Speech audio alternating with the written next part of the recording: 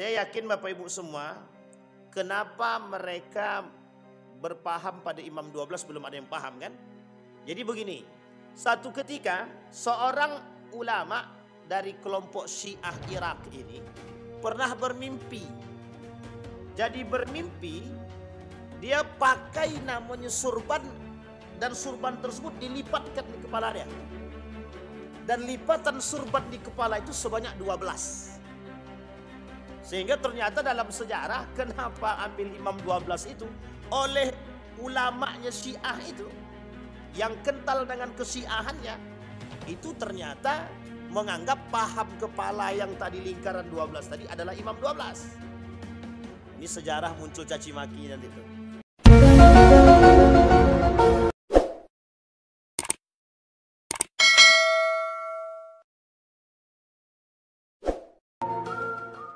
A'udzu billahi minasyaitonir rajim. Bismillahirrahmanirrahim. Assalamualaikum warahmatullahi wabarakatuh. Ya. Kan. Benar. Dinaikin.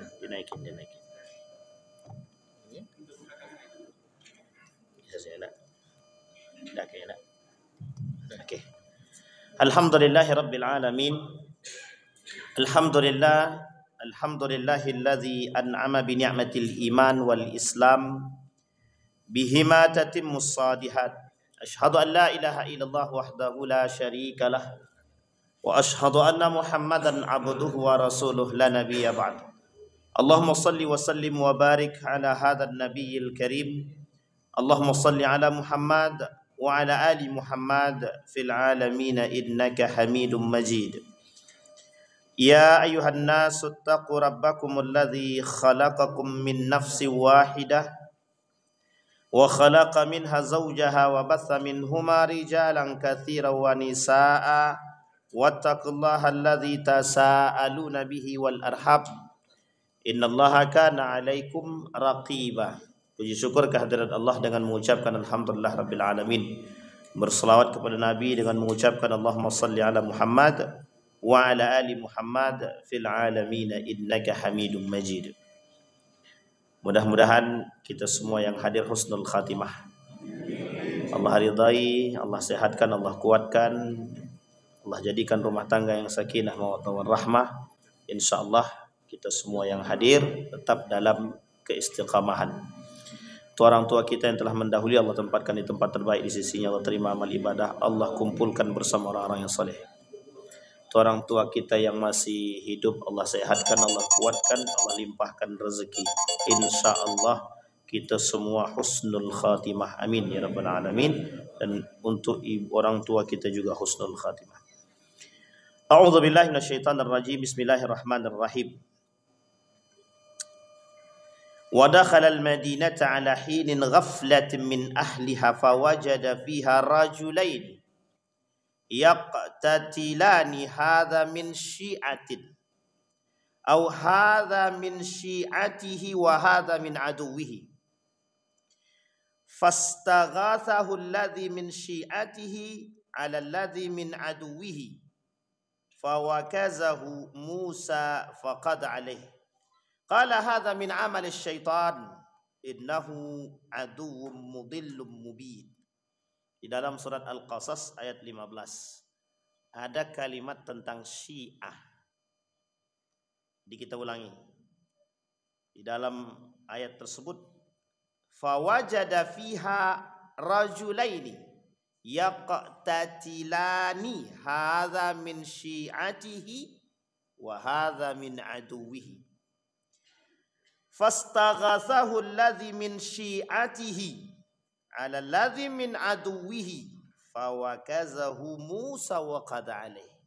Jadi kalau Bapak Ibu dengar kalimat Syiah dalam Al-Qur'an, gimana kira-kira itu? Kira-kira dia baik apa tak baik? Kira-kira. Ini ada kalimat Syiah dalam Al-Qur'an ini. Baik apa tak baik? Jadi Bapak Ibu, ada buku judul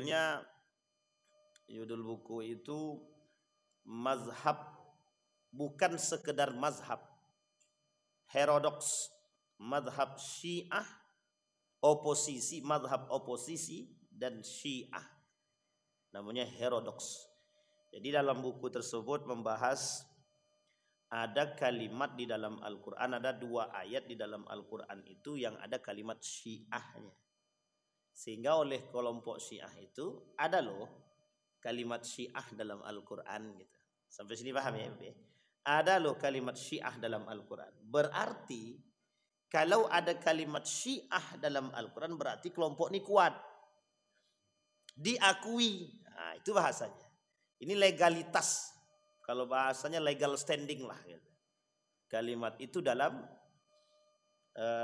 Al-Quran. Tapi coba kita lihat pandangan para ulama tentang kalimat tersebut. Kita ambil dalam kitabnya Tafsir Al-Misbah, Tafsir Al-Munir karangan Wahb Az-Zuhaili. Baru kita rujuk kepada karangan Al-Maraghi.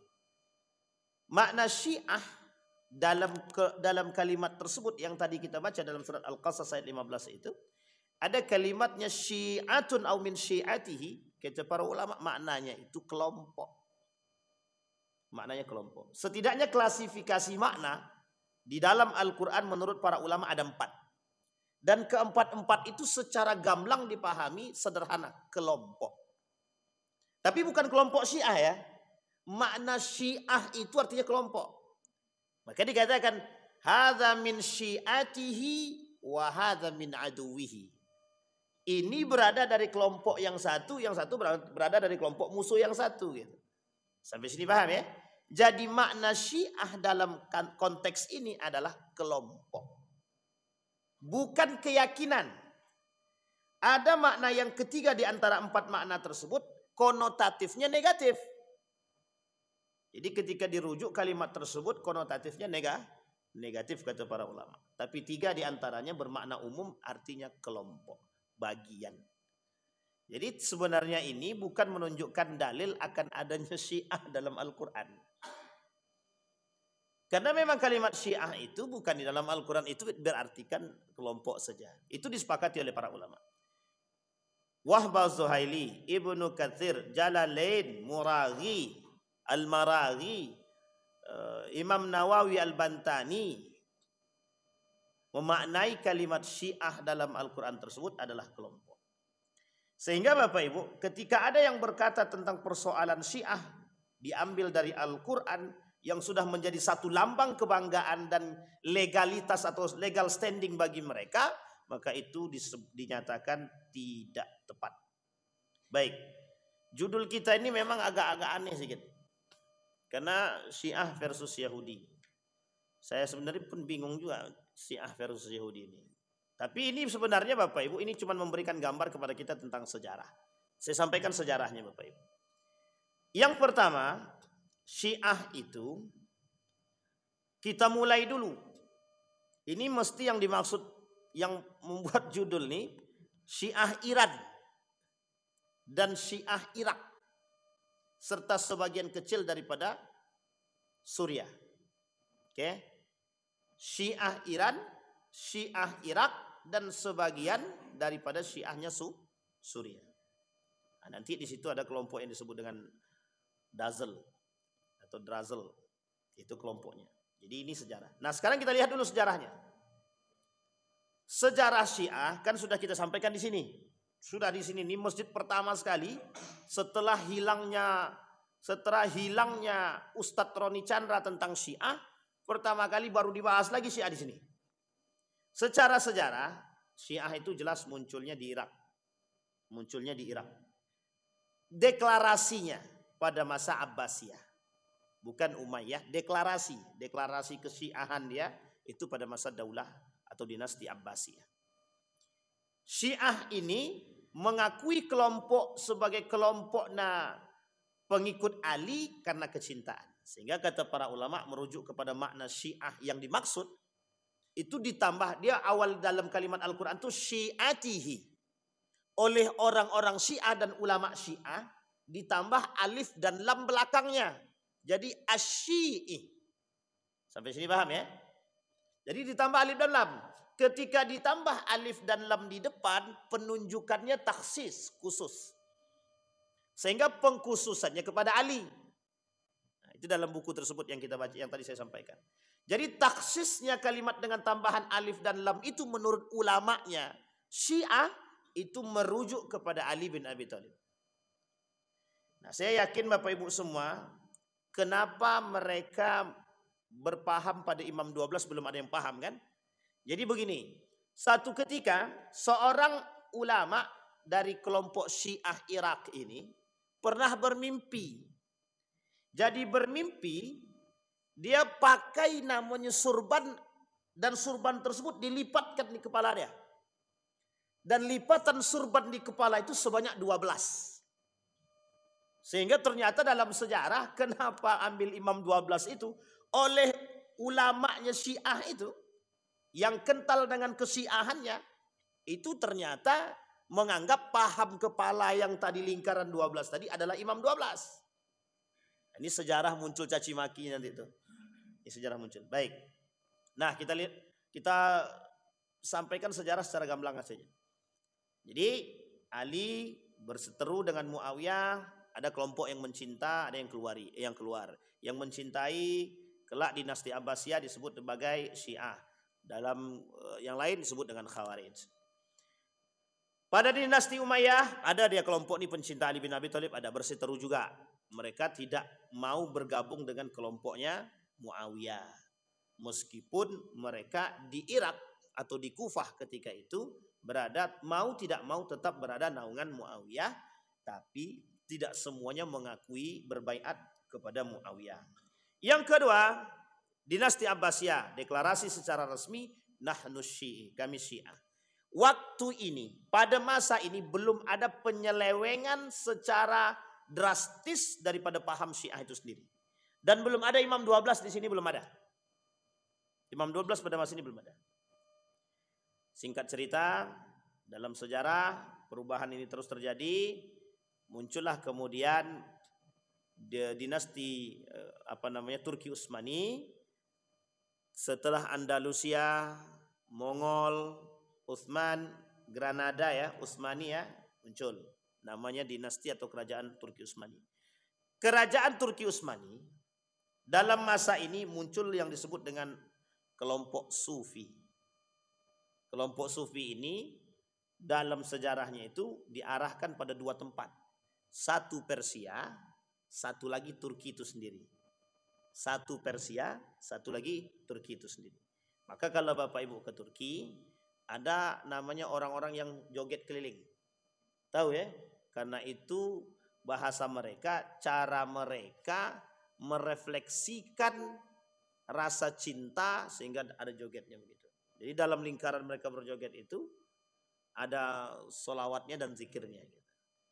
Satu. Yang kedua, Persia. Kenapa Persia? Persia ini itu tempat yang terkenal dengan munculnya kelompok-kelompok yang disebut dengan Sufi. Kenapa demikian? Mengaku sebagai pengikutnya Ali bin Abi Thalib. Sehingga mohon maaf, dalam kelompok Syiah dan orang-orang tasawuf dan Sufi itu sebenarnya Ali bin Abi Thalib adalah orang yang tertinggi dalam tingkat kesufiannya setelah Abu Bakr Siddiq.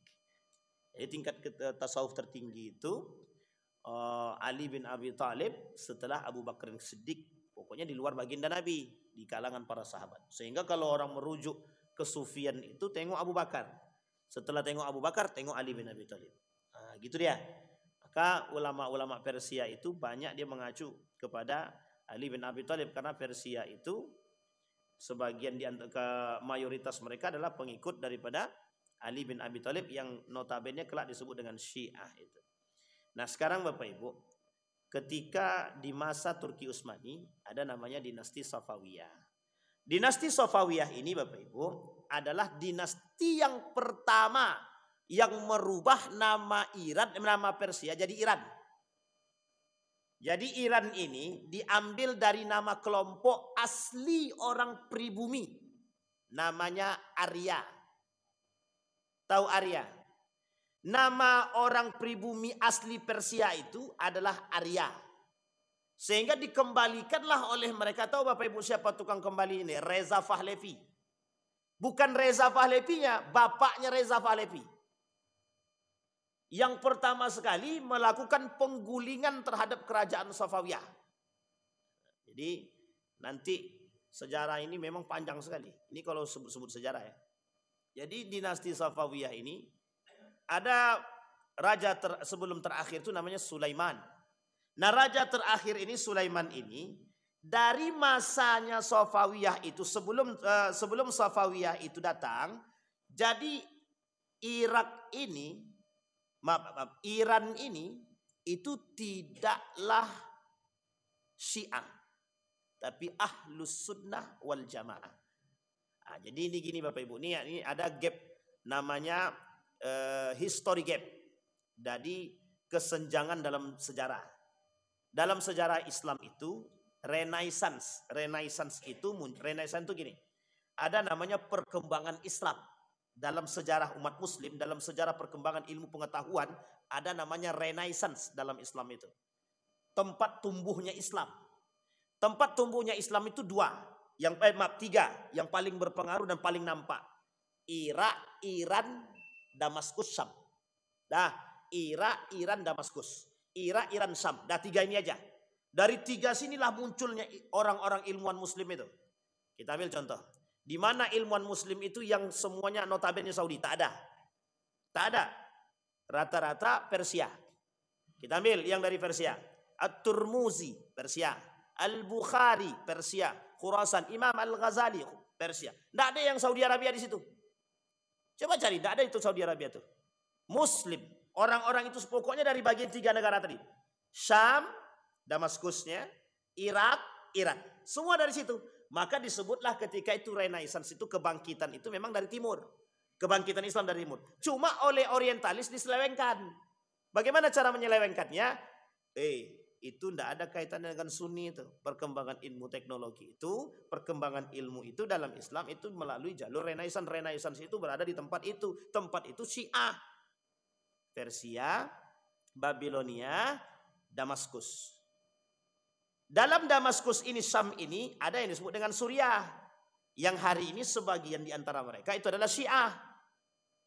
Dan ini Syiahnya, Suriah ini, itu merujuk kepada Bashar Asad. Sampai sini paham ya? Ini sejarahnya begini Pak. Jadi kalau merunutkan sejarahnya harus begitu dulu. Gitu. Sehingga sejarahnya Syiah dalam kelompok ini, itu memang panjang memang. Awalnya Syiah di Irak, itu pengkhianat. Karena berkhianat pada Ali, berkhianat kepada Hasan, berkhianat kepada Al-Husain. Memang karakternya pengkhianat memang. Sampai Nabi bilang tuh memang karakter, jangan ikut kelompok itu kata Nabi. Jadi kalau kata Nabi ada tiga kekuatan Islam muncul di akhir zaman. Irak, Yaman, sama Syam. Kata Nabi jangan ikut yang Irak. Ikuti Yaman atau Palestina. Yang paling kuat nanti Palestina. Yang paling kuat. Karena diikuti oleh sekian banyak orang muslim. Termasuk salah satunya Konstantinopel. Dalam sejarah itu nanti bangkit kembali Konstantinopel itu. Mana dia? Turki. Sampai sini paham ya? Di Turki itu ada namanya satu tempat, satu kota yang besar isinya itu adalah tempat pembangunan Konstantinopel. Yang disebut dengan Istanbul sekarang. Sampai sini paham ya Bapak Ibu ya? Itu akan bangkit kembali. Yang akan ikut turun tangan membantu kelompok Syam tadi. Palestina. Dan kita disuruh ikut yang itu. Kenapa kita tak disuruh ikut Yaman? Disuruh ikut. Cuman Yaman tak sekuat itu gitu. Yaman itu tidak Syiah. Ahlus Sunnah wal Jamaah. Meskipun sekarang ada Syiah. Tapi tak banyak. Di Turki juga ada. Tapi tak banyak. Hanya cicit-cicitnya lah kan gitu. Tapi yang paling besar. Simbol kekuatan Islam itu yang tampak. Babilonia Irak atau Kufah. Kemudian Persia Iran. Persia itu Iran sekarang gitu. Kemudian Damaskus Syam. Dalam Syam itu ada Palestina. Ada Libanon. Ada Yordania. Ada Yerusalem dan sebagainya. Sampai sini paham ya Bapak Ibu ya? Kita runut lagi nih. Kita ambil yang kita potong yang Persia saja. Yang Persia. Persia ini dulu bukan Syiah. Agama asli Persia ini pada masanya itu Majusi. Nah, agama aslinya Majusi. Kata Nabi dalam sejarah Islam itu, negara mana yang paling kuat di muka bumi ini yang tidak pernah ditaklukkan oleh Islam? Tak ada. Dalam sejarah negara terkuat di dunia yang bisa menaklukkannya cuma satu, Islam. Bapak Ibu boleh coba bukan Roma, Romawi. Siapa yang menaklukkan? Yerusalem pada masanya, siapa yang menaklukkan? Baginda Nabi Muhammad SAW, Umar bin Al-Khattab, Salahuddin Al-Ayyubi. Nah, sekarang Babilonia, Persia, Bizantium sama semua Pak. Ditaklukkan sama Muslim semua. Islam semua yang menaklukkan itu. Konstantinopel pada masa yang terkenal gagah perkasa, siapa dia? Muhammad Al-Fatih, penakluknya. Hanya dapat dalam mimpi kan. Nah, ini kalau sebenarnya bahas sejarah ini memang enak memang. Sejarah itu memang enak. Cuman mengkait-kaitkannya itu agak rumit sedikit gitu. Nah, apalagi yang dikaitkan itu adalah ideologi. Nanti kapan kok bisa Turki itu menjadi orang-orang yang supi keliling-keliling gitu kan. Nah, itu lain lagi sejarahnya gitu. Nah, kita singkatkan pada poin yang tadi. Nah, Persia Majusi. Setelah kemudian ditaklukkan oleh Islam berubah. Dari Majusi berubah menjadi Islam. Islamnya Ahlus Sunnah wal Jamaah. Penakluknya siapa? Khalid bin Walid. Oke, sampai sini paham ya Pak Ibu ya? Nah, ini ikut menaklukkan Persia. Muslim Ahlus Sunnah wal Jamaah. Mengikuti sahabat Nabi, mengikuti tabi'in. Uniknya pada masa Turki Utsmani ada kelompok yang disebut dengan dinasti Safawiyah. Dinasti Safawiyah ini ingin dinasti yang menginginkan kekuasaan dan ingin berbelok daripada kelompok yang disebut dengan Turki Utsmani. Dinasti Safawiyah ini itu adalah Syiah pecahan daripada Irak. Sampai sini paham? Keluar daripada kelompoknya Syiah yang di Irak. Setelah dibombardir, mereka muncul kelompok yang disebut dengan Syiah. Syiah ini mengatasnamakan sebagai Syiah Safawiyah. Nah, Syiah Safawiyah ini membuat satu kerajaan yang disebut dengan kerajaan Safawiyah. Islam, tapi Islamnya Syiah. Nah, sampai di sini bisa dipahami? Bisa kita runut Bapak Ibu ya? Ini agak aman apa tak aman nih? Oh, tak aman bahaya nih. Mau pakai papan tulis nih kan, bercoret-coret gitu kan. Dinasti Safawiyah. Aman ya Bapak Ibu ya? Nah, sekarang dinasti Safawiyah. Dinasti Safawiyah membawa satu paham yang disebut dengan Syiah. Yang ketika itu paham dia belum sampai pada pahamnya Imam 12. Oke. Di tengah perjalanan seorang ulama Syiah Safawiyah bermimpi. Bertemu dengan baginda Nabi Muhammad SAW yang melilitkan di kepala dia 12 lilitan. Yang dipahami oleh ulama tersebut karena ulama ini termasuk yang tidak suka dengan Turki Utsmani. Nah, sampai sini paham ya? Termasuk yang tidak suka dengan Turki Utsmani karena ada salah satu di antara saudaranya yang dibunuh. Singkat cerita, kebencian semakin menjadi dan dia bekerja sama dengan Inggris untuk menaklukkan Turki Utsmani. Diberikan sarana untuk ikut berperang melawan Turki Utsmani. Sampai sini paham keberpihakannya Bapak Ibu? Kemana keberpihakannya? Inggris. Apa kepentingannya? Kepentingannya apa Bapak Ibu? Kekuasaan. Berarti politik itu bukan? Politik. Sekarang pertanyaannya, di mana letak poin ideologinya? Ntar dulu. Jangan masukkan dulu. Dah, singkat cerita. Agak aman sedikit nih. Dari situ Bapak Ibu, setelah dapat lipatan dalam mimpi tadi, ini ulama yang mendekat nih kepada penguasa nih, sehingga pahamnya kelompoknya tadi mengacu kepada ulama yang bermimpi dapat lipatan, dipahamilah bahwa lipatan yang 12 itu cara dia memahaminya itu spontan, dipahaminya bahwa itu adalah takwil mimpi. Takwil mimpinya lipatan 12 itu karena di kepala berarti pemimpin. Sehingga pemimpin itu dalam bahasa Arabnya imam. Maka diambillah kalimat itu imam. Karena dia lipatannya 12, dibuatlah lipatan 12. Sampai sini paham? Lipatan 12 itu dimulai dari siapa? Ali bin Abi Thalib. Ali bin Abi Thalib. Kemudian Al-Hasan wal Husain. Ali Zainal Abidin yang tersisa satu-satunya dari Al-Husain.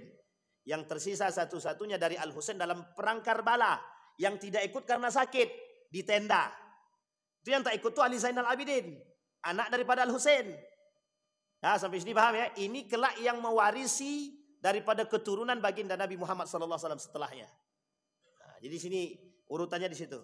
Singkat cerita lagi. Nah, singkat cerita, ketika itulah kemudian dia kata kepada kerajaan Safawiyah, agama resmi kita yang berbau Sunni buang.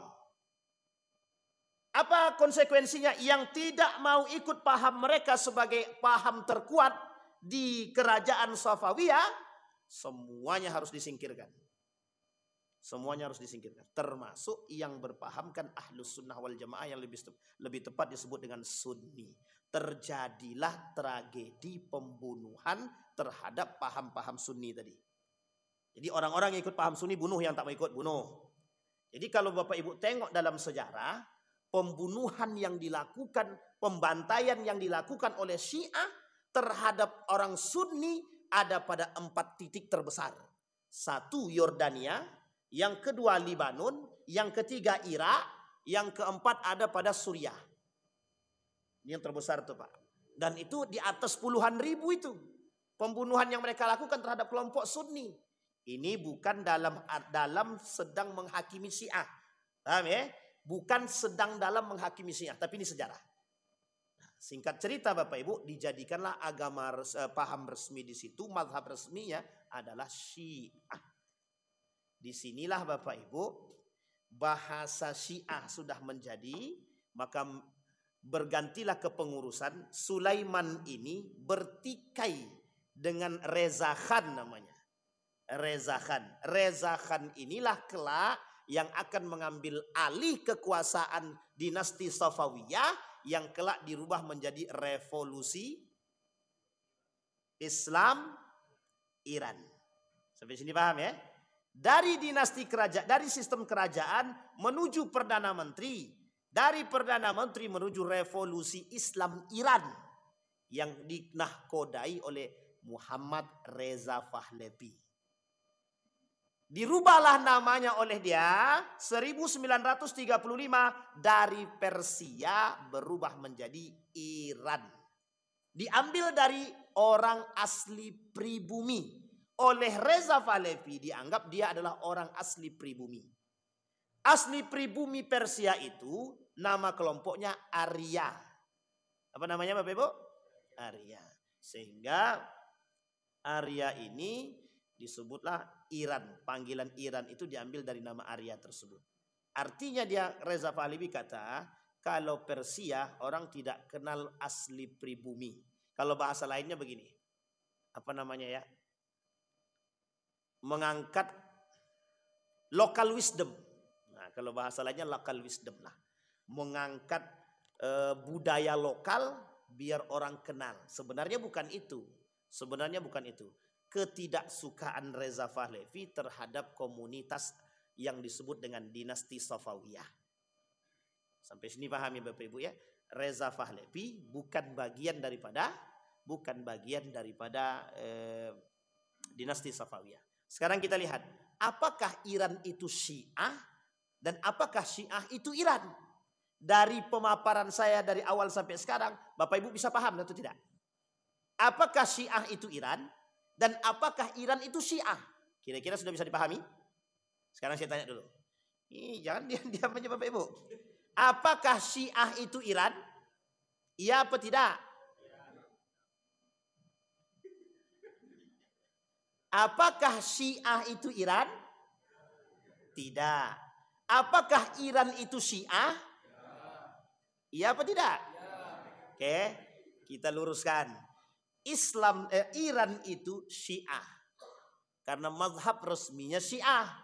Sudah didaulat oleh kerajaan dinasti Safawiyah bahwa mazhab resmi kita dibuanglah dinasti orang-orang Ahlus Sunnah wal Jamaah, masuklah sistem mazhab resmi dia dipengaruhi oleh ulama yang tadi dalam mimpi tadi namanya Syiah. Jadi Syiah itu belum tentu Iran, Iran itu mesti Syiah. Sampai sini paham ya?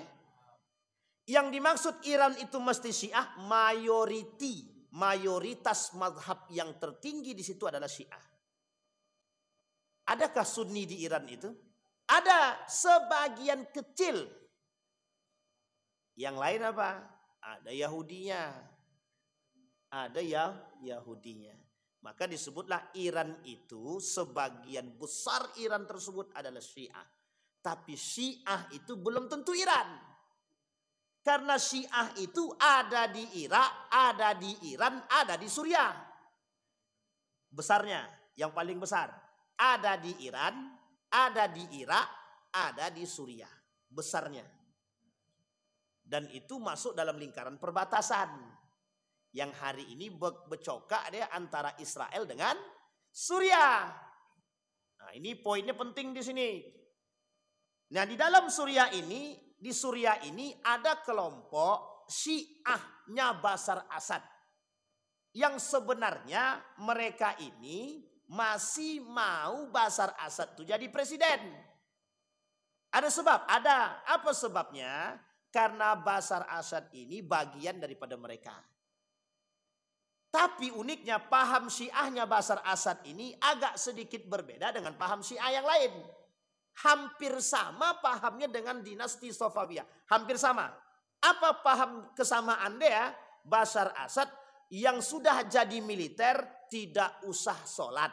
Sama orang-orang yang menjadi panglima perangnya dinasti Safawiyah tidak usah sholat. Sampai sini paham ya?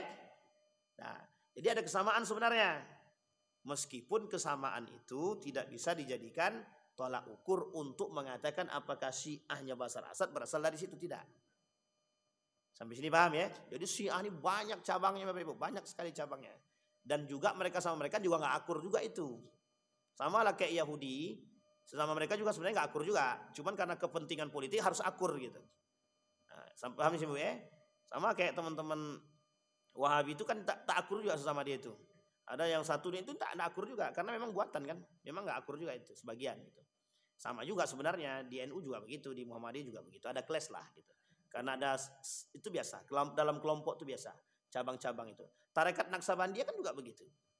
Tarekat Naqsabandiyah itu cabangnya kan banyak. Ada yang mu'tabar, ada yang ghair mu'tabar, ada yang diakui dan ada yang tidak diakui. Nah, sampai sini paham ya Bapak Ibu kembali. Nah, Syiah itu tidak semuanya di Iran. Ada di Irak, ada di Iran, ada juga di Suriah, dan ada juga di Yaman.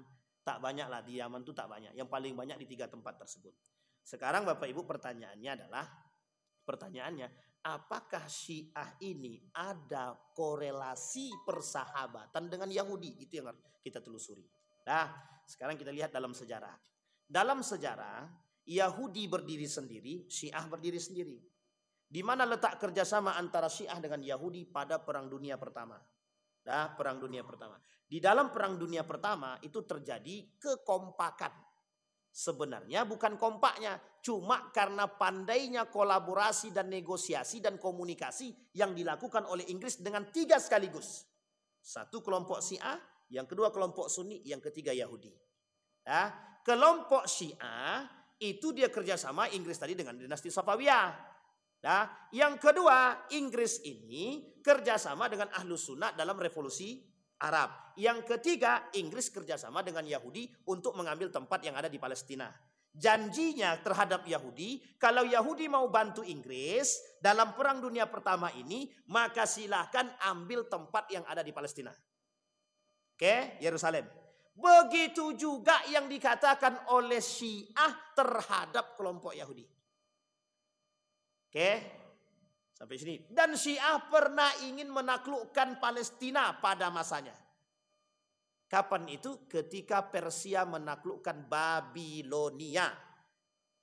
Ketika Persia menjadi negara paling berkuasa, ketika menaklukkan Babilonia, Persia ketika itu mengambil bagian terbesar di Palestina, Yerusalem itu. Jadi jangan pernah dikatakan Iran tidak pernah menaklukkan Yerusalem. Itu salah. Karena memang pada masanya dalam sejarah begitu. Singkat cerita, Inggris melakukan kerjasama 3 sekaligus tanpa ada yang tahu salah satunya. Yahudi tidak tahu kalau Inggris membangun kerjasama dengan Syiah. Yahudi tidak tahu kalau Inggris membangun kerjasama dengan Sunni dalam revolusi Arab. Hanya kepentingan Inggris waktu itu ingin menang dalam Perang Dunia Pertama. Cuma Inggris pintarnya Inggris, dia punya duit, dia punya segalanya, dia fasilitasi kelompok dinasti Safawiyah, dia fasilitasi Ibnu Saud, dia fasilitasi Syarif Hussein, dia fasilitasi juga Yahudi. Sampai sini paham ya? Nah, ini satu. Sekarang kita kembali sejarah yang jauh antara Babilonia dengan Persia dalam sejarah. Di dalam Babilonia itu, dalam perang Babilonia dengan Persia, di Babilonia ini, Irak ini pernah menaklukkan orang-orang Yahudi. pernah menaklukkan orang-orang Yahudi. Setelah orang Yahudi ditaklukkan oleh Babilonia Irak, orang-orang Yahudi tadi yang mau mendedikasikan diri mereka ke Babilonia diberikan tempat. Yang tidak mau penjarakan. Sehingga banyak di antara kaum Yahudi tadi mau mereka mendedikasikan diri mereka kepada Babilonia, Irak. Yang oleh Persia, kata Persia, ini kok Babilonia ini berkuasa nih. Kita harus taklukkan itu. Masa yang panjang dikuasai oleh Babilonia akan dihapus oleh Persia. Sekarang kita lihat bagaimana cara Persia menghapus jejaknya Babilonia. Sebagian loyalis daripada orang-orang Babilonia Irak ketika itu, kan dikenal Irak ini pengkhianat nih. Tapi sebagian besar loyalis mereka adalah kaum Yahudi. Karena kaum Yahudi yang sudah ditaklukkan tadi diberikan tempat ketika mereka mau mendedikasikan diri mereka kepada Babilonia. Sehingga orang-orang yang di dalam itu tadi oleh Persia dilakukan komunikasi. Kepada siapa komunikasinya? Kepada kelompok yang Yahudi tadi. Yang sudah loyalis kepada. Sekarang apa janjinya? Janjinya kalau mereka mau ikut dengan Persia, membantu Persia, kami janjikan Palestina untuk kalian. Ini sama enggak kelakuannya dengan yang sekarang itu? Sama, Pak. Sama. Maka kalau Bapak Ibu bercerita tentang Amerika, sebenarnya Amerika itu negara baru yang berkuasa. Dan bukan mereka yang berkuasa. Kalau Inggris murni, Pak. Satu-satunya negara yang tidak boleh diotak-atik di dalam PBB itu cuma satu. Inggris. Itu kepentingan tertinggi yang tidak bisa diotak-atik. Inggris kalau udah ngomong A, tidak ada yang berani mengatakan tidak itu. Jadi kepentingan tertinggi itu ada di Inggris. Karena dalam Perang Dunia Pertama itu tidak bisa dihapus. Maka Amerika sebenarnya tidak sekuat Inggris. Sebenarnya. Ini bahasanya sebenarnya. Karena pada masanya memang begitu. Maka Amerika kalau dikatakan sekarang ini kuasa. Itu bukan Amerika, Pak. Yahudi di belakang dia. Ada 3 golongan. Ada Rothschild, ada Rockefeller. Satu lagi saya lupa. Itu semuanya Yahudi. Yang punya duit semua. Yang punya ide dia. Yang punya kapitalnya dia semua. Sampai sini paham ya? Singkat cerita, ini dalam sejarah nih.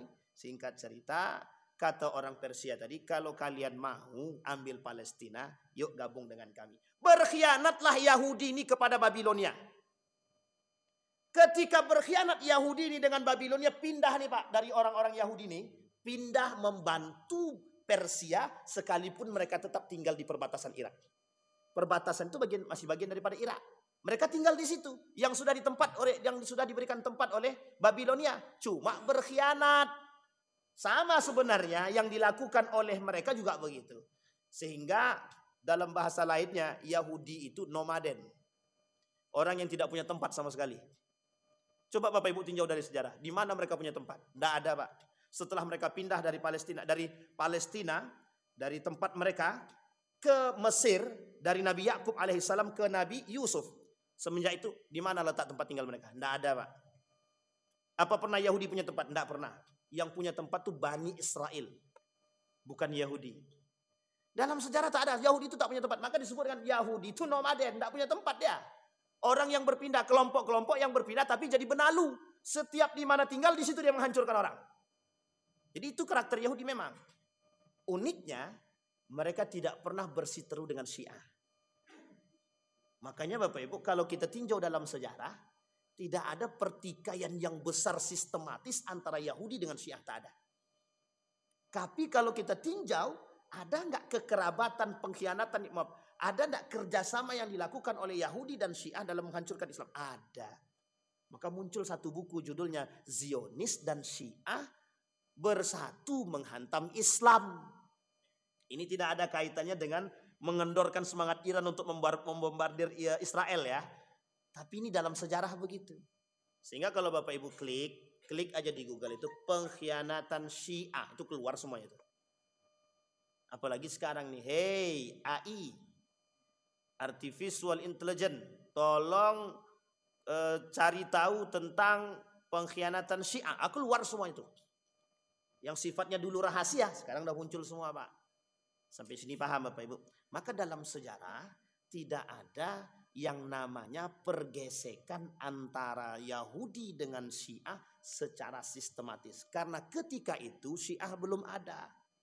Ketika itu hanya Yahudi dengan kelompok Babilonia yang agamanya bukan Islam. Persia Majusi, Babilonia bukan Islam. Sampai sini paham ya Bapak Ibu ya? Singkat cerita, bergabunglah Yahudi ini tadi dengan orang-orang Persia. Ketika sudah gabung nih orang Yahudi dengan Persia ini udah gabung nih, berkhianatlah kepada Babilonia. Setelah berkhianat kepada Babilonia, dimenangkanlah oleh Persia, tumbanglah negara yang paling kuat ketika itu, berpindahlah sejarah kekuatan dunia dari Babilonia pindah ke Persia. Inilah sejarah kenapa Ali Khumaini bilang kami pernah menguasai dunia. Karena Syiah, orang-orang Iran punya mental menang dan punya mental perang. Harusnya kita yang Sunni ini juga sama, punya mental jihad. Cuma ke jihad kita sudah dikendorkan, jihad poligami kita semangat. Sampai sini paham Bapak Ibu? Loh, itu yang kita maksud. Jihad poligami kita semangat, jihad ambil kursi kita semangat. Giliran jihad mau perang, mundur semua. Jihad harta semangat Pak yang dimasukkan dalam kota infak 1000. Jihad boykot produk Israel semangat Pak. Tapi yang tidak disukai. Ketika masuk Indomie lewat sakit lidah ini Pak, tak bisa kami makan yang lain selain dari Indomie. Coba gimana maksud kita? Tapi Iran, nah ini pelajaran penting daripada Persia. Pelajaran penting. Persia, orang-orang asli pribumi itu paham betul bagaimana perjuangan Persia. Setiap tahun mereka peringati. Mereka dalam sejarah, boleh dicek sejarahnya Iran itu. Boleh dicek. Semua mereka dicekoki bagaimana semangat menjadi pejuang. Akhirnya, boykot yang dilakukan atau blok yang dilakukan oleh Amerika terhadap Iran membuat mereka semakin cerdas, bukan semakin lemah. Bisa dibayangkan itu. Sekarang, Amerika mau ngapain? 2 tahun yang lalu Amerika krisis gara-gara blokade Selat Hormuz. Siapa yang buat? Iran. Cuma gara-gara salah paham. Kata Iran, main-main loh. Ditutupnya di bloknya Selat Hormuz itu Pak. Eropa langsung 1 bulan krisis moneter. Minta maaf Pak. Cuma tak disampaikan dalam secara resmi. Minta maaf itu. Karena malu kan. Negara paling berkuasa kok minta maaf sama negara kecil gitu. Tapi sebenarnya di balik itu semua ada politik-politik yang terjadi. Makanya Iran punya 2 model politik. Satu geopolitik, yang kedua namanya proxy war.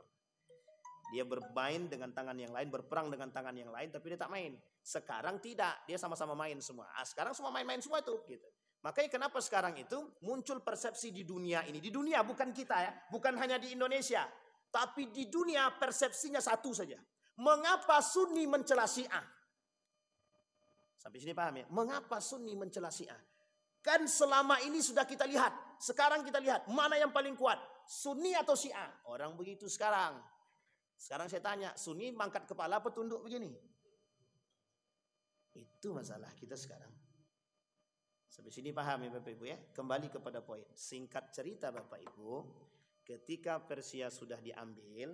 Orang Yahudi tadi sudah berhasil berkhianat kepada Babilonia. Janji Persia tadi dipenuhi. Yang pertama dikasih tahu, sebagian di antara mereka diserahkanlah ke Yerusalem, diberikan tempat di Yerusalem. Sebagian lagi harus tinggal di situ, harus ikut bersama mereka karena mereka butuh orang-orang Yahudi. Dibuatkanlah tempat di Isfahan. Sampai sini paham? Sampailah mereka beranak pinak di sana, yang sekarang menjadi tempat yang namanya Isfahan itu hasil perjanjian Persia dengan kaum Yahudi sampai hari ini. Sekarang pertanyaan saya, mungkin tidak ya Syiah itu menghancurkan Yahudi? Mungkin apa tidak? Sekarang kita lihat, yang dihancurkan Iran itu Israel atau Yahudi? Israel atau Yahudi? Sekarang kita lihat dulu. Apa tuh? Boleh.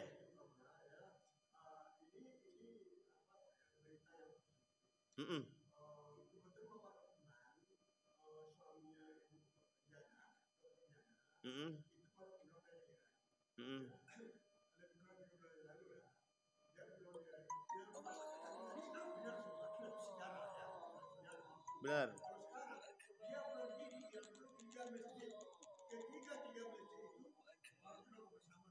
Baik. Betul.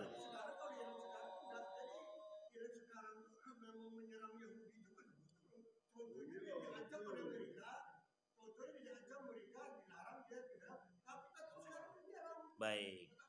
Nah, bahwa Iran menyerang Yahudi. Bentar, salah. Bukan begitu. Ini belum selesai ini. Ini belum selesai. Tunggu selesai dulu lah. Sekarang kita garis bawahi dulu. Yang diserang itu Israel atau Yahudi? Kita pahamin dulu. Israel, Zionis, Yahudi itu tiga-tiganya beda. Sampai sini paham ya? Nah, kita garis bawahi dulu. Kenapa saya bilang begitu? Sebenarnya kalau Syiah mau menghancurkan Yahudi, dia harus hancurkan dulu Isfahan. Kenapa Isfahan harus dihancurkan? Benih Yahudi di situ. Sampai sini paham ya? Bapak Ibu boleh cek, datanglah ke Isfahan itu. Datang ke Isfahan tuh, setiap tingkap itu sudah ada namanya bendera Yahudi semua. Setiap tiang itu sudah diberikan gambar Yahudi. Dan Nabi bilang, kelak akan muncul pengikut Dajjal itu dari Isfahan. Siapa mereka? Kaum Yahudi. Berapa jumlahnya? 70.000. Sekarang jumlah mereka sampai hari ini baru 16.000. Sekarang masih kurang berapa? Masih kurang banyak. Nah, gitu ya. Sekarang kita, bukan tak salah, yang Atuk sampaikan itu betul sekali. Sangat betul sekali. Bahkan hari ini, Syiah itu bukan hanya panjat itu. Ada bahasa yang harus kita pahami dulu. Kita sekarang ini tidak sedang melemahkan Iran dan sedang tidak memutarbalikkan, sedang tidak mencuci pola pikir masyarakat Sunni untuk berseberangan dengan Syiah. Tidak. Kenapa saya katakan tidak? Karena kita perlu paham sejarah terlebih dahulu. Biar kita tidak salah paham. Tapi pengkhianatan Syiah tidak pernah bisa kita lupakan dalam sejarah. Tak pernah bisa. Tapi ini ada kaitannya dengan Syiah yang ada di Iran. Tar dulu. Sampai sini paham itu ya. Jadi harus dipisahkan Pak. Jadi ini tujuannya kita sejarah itu di situ. Biar kita nggak salah paham. Israel sekarang itu tidak semuanya Zionis. Dan tidak semuanya Yahudi. Dah sampai sini paham ya Bapak Ibu ya. Yahudi itu tidak semuanya Israel. Setengah dari penduduk Eropa hari ini semuanya Yahudi. Setengah. Buka sejarah. Cari data. Setengah dari penduduk Eropa Yahudi semua. Kenapa saya berani katakan Yahudi semua? Mereka yang pertama sekali punya uang terbanyak di dunia dari Jerman. Yahudi. Georgia. Bukan Yahudi. Israel. Bukan. Sekarang kita rujuk dulu. Zionis ini dibangun oleh seorang pemuda bernama Theodor Herzl. Theodor Herzl ini memanggil semua orang-orang berduit Eropa dari kalangan Yahudi masuk ke sini. Kita bangun satu kelompok namanya Zionis. Tujuannya mendirikan yang disebut dengan negara Yahudi. Kapan itu? Gara-gara Sultan Abdul Hamid menendang dia. Tak mau Sultan Abdul Hamid itu memberikan tempat bagi kaum Yahudi yang ada di sana. Ketika itu Israel sudah ada di sana. Sudah. Cuma tidak sekuat yang sekarang. Sampai sini paham ya Bapak Ibu ya. Sehingga kenapa saya katakan Yahudi itu nomaden. Karena Yahudi itu bukan dari cicitnya Bani Israel. Bukan. Yahudi sekarang itu bukan dari cicitnya Bani Israel. Tapi Yahudi sekarang Yahudi yang berkepentingan di bawah naungan Zionisme. Sampai sini paham itu ya. Jadi hanya untuk mengambil tanah saja. Nah, singkat cerita begini, singkat ceritanya. Israel sekarang itu tidak semuanya Zionis, tapi Zionis punya kepentingan. Apa kepentingan Zionis? Membangun negara Yahudi. Namanya Yahudi State. Itulah kepentingan Zionis. Meskipun tidak semua orang Yahudi di muka bumi ini, tidak semua orang Yahudi itu adalah Zionis. Buktinya Perdana Menteri Israel sendiri itu bertolak belakang, bukan Perdana Menteri. Ada seorang Perdana Menteri Eropa bertolak belakang dengan kaum Yahudi Zionis. Padahal dia orang Yahudi sendiri. Kenapa demikian? Karena ada perbedaan. Nah, sehingga yang ingin kita kerucuti sekarang ini, persoalannya adalah bukan hanya sekedar Yahudi dengan Israel. Bukan hanya Syiah dengan Yahudi. Sekarang itu Iran dengan Israel. Bukan Syiah dengan Yahudi.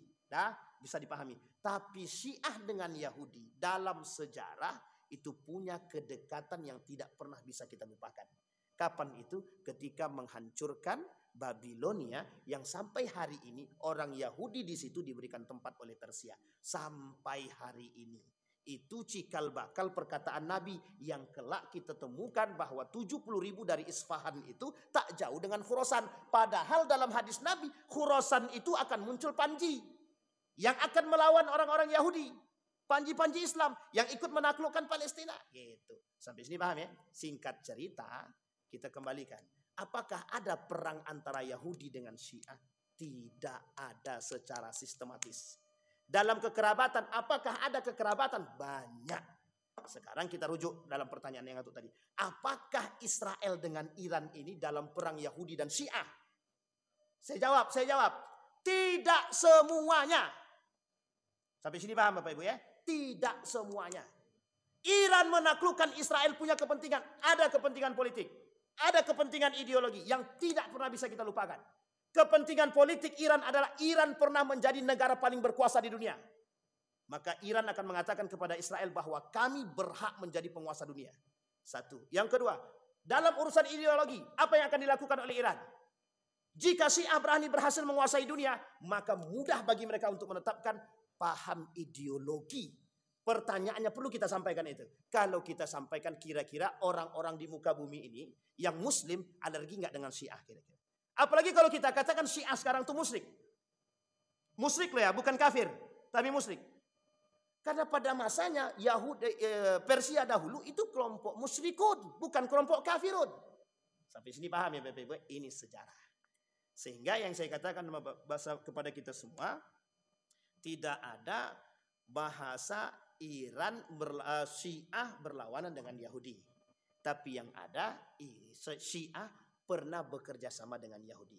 Oh sekarang tidak begitu Pak Ustadz. Sekarang Syiah itu Iran mewakili Syiah kah? Belum tentu. Ada dua kepentingan. Maka kepentingan itu yang kemudian menjadi tinjauan. Apakah kepentingan politik atau kepentingan ideologi?